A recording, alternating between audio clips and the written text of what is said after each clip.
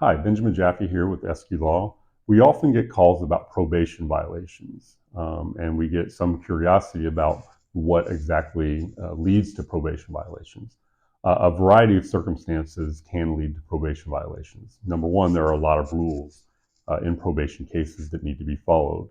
But what could lead to a violation is usually something fairly serious. The most serious violations we usually see is if someone's arrested on a new charge. If you get new criminal offenses against you or charged against you, oftentimes that's going to lead to a violation of probation. I would say almost all the time. There are some circumstances where it doesn't. I've seen very minor offenses like driving without your license or something like that.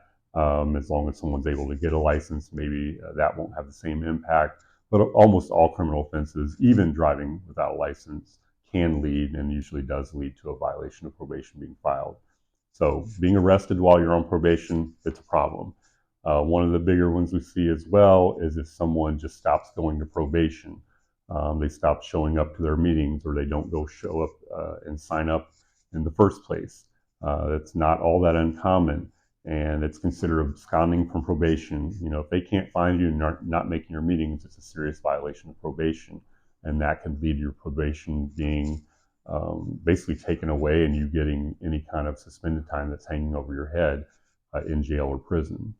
A very common circumstance where people violate their probation is by either missing drug testing or testing positive for drugs and or alcohol, something along those lines. Obviously, there are rules in place regarding that. Depending on circumstances, some people are testing very often, some people are testing randomly, not as often. But anytime there is either a missed test or some kind of positive test for illicit substances, it can lead to a violation.